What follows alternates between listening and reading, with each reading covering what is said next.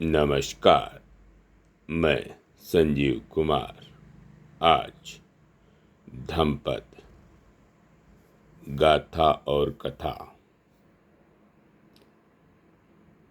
जिसके संस्कारक हैं ऋषिकेश शरण जी, इसके दूसरे अंश को आपके समक्ष संक्षेप में प्रस्तुत करने का प्रयास कर रहा हूँ।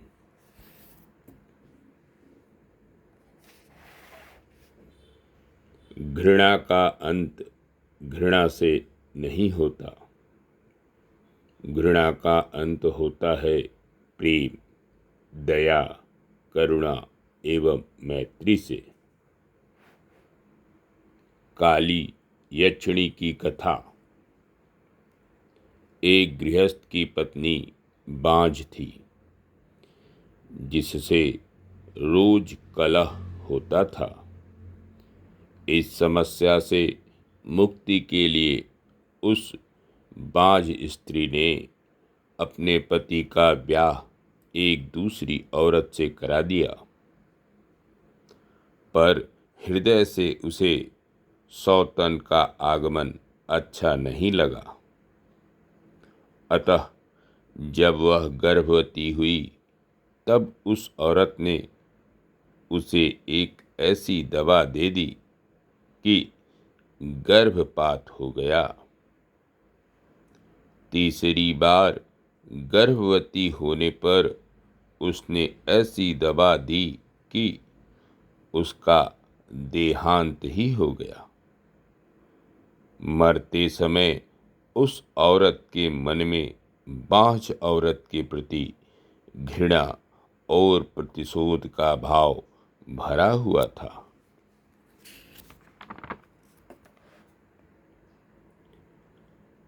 अगले जन्मों में उन दोनों में दुश्मनी का सिलसिला जारी रहा।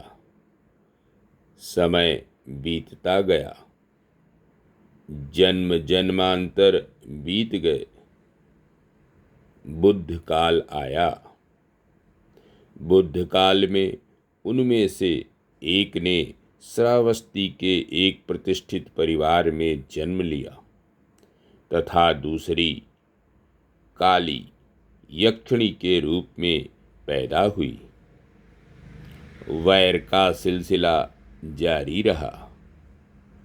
पहली को एक संतान हुई, दूसरी उसे मारने के पीछे पड़ गई। पहली घबरा गई और उसने शास्ता की शरण में जाने का निर्णय लिया। अपनी संतान को बुद्ध के चरणों में रखकर उनसे अपनी संतान की रक्षा के लिए प्रार्थना करने लगी। उधर यक्षिणी को बौद्ध विहार में प्रवेश की हिम्मत नहीं हो रही थी। बाद में बुद्ध ने काली यक्षिणी को भी बुलाया तथा दोनों को समझाया।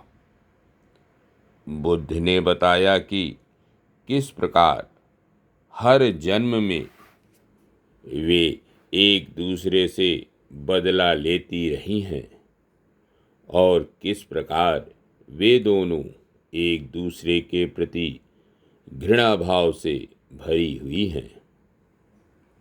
बुद्ध ने समझाया कि किस प्रकार घृणा का अंत घृणा से नहीं होता, वरन घृणा से और अधिक घृणा का सृजन होता है।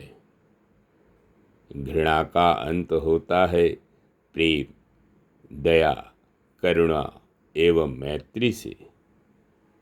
दोनों ने अपनी गलती स्वीकार की। तब बुद्ध ने महिला को आदेश दिया कि वह अपने पुत्र को यक्षिणी की गोद में दे दे। औरत पहले तो हिचकिचाई, पर बाद में बुद्ध में अटूट श्रद्धा और विश्वास के कारण उसने अपने पुत्र को उसे दे दिया।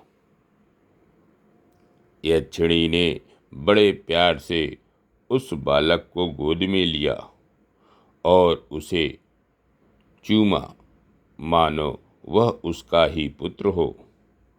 फिर उसे उसकी माँ को वापस कर दिया।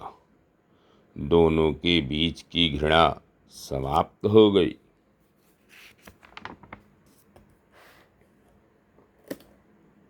मूर्ख लोग नहीं समझते कि उन्हें एक न एक दिन संसार से जाना ही होगा। जो इस बात को समझते हैं उनके कलह शांत हो जाते हैं। जो व्यक्ति काम भोग में लीन रहता है, जिसकी इंद्रियां उसके अधीन नहीं हैं, जिसे भोजन की सही मात्रा का ज्ञान नहीं है, जो आलसी है और परिश्रम नहीं करता, मार उसे उसी प्रकार गिरा देता है जैसे वायु एक दुर्बल वृक्ष को गिरा देती है।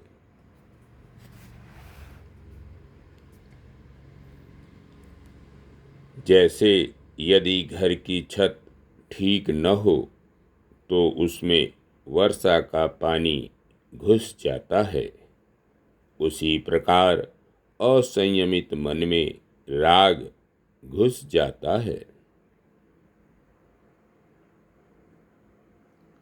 अप्रमाद अमृत अर्थात निर्वाण का पद है और प्रमाद मृत्यु का पद।